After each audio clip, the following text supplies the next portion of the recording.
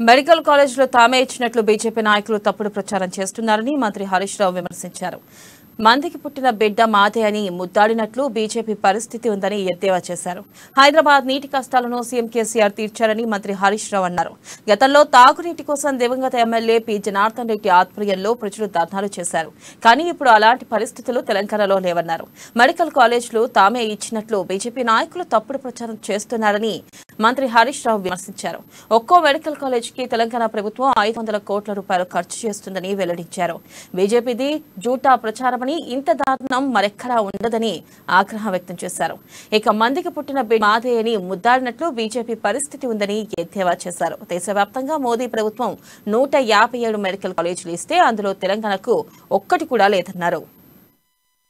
కూడా ప్రచారంలో పెట్టకపోతే అబద్ధం రాజ్యమేల్తారు. అబద్ధమే రాజ్యమేలితే రాష్ట్రాలు, దేశాలు మొత్తం కూడా వినాశనానికి గురవుతాయి అన్నాడు. నేను ఎందుకు ఈ మాట అంటున్నా?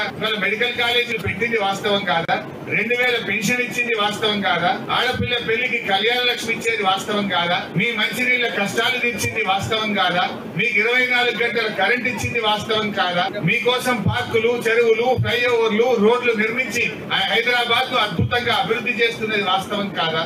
మరి ఇవన్నీ వాస్తవమైనప్పుడు ఈ నిజాలను మనం మాట్లాడకపోతే, ఇందాక చెప్పిన కదా, మంది పిల్లలు కూడా మా పిల్లలు ముద్ద పెట్టుకున్నట్టు ఈ బీజేపీ వాళ్ళు చెప్పే అబద్ధాలు నిజమయ్యే ప్రమాదం ఉంటుంది. అందువల్ల విఘ్నులైన ప్రజలు, కార్యకర్తలు, ఉద్యోగులు, మా అక్క చెల్లెళ్ళు వాస్తవాలను మాట్లాడాలి. ప్రజల్లో చర్చ పెట్టి నిజాన్ని నిలబెట్టండి, పనిచేసే వారిని దీవించండి, ఆశీర్వదించండి అని కోరుకుంటూ ఈ 100 పడకల ఆసుపత్రి ప్రారంభించుకున్న సందర్భంగా మీ అందరికీ శుభాకాంక్షలు.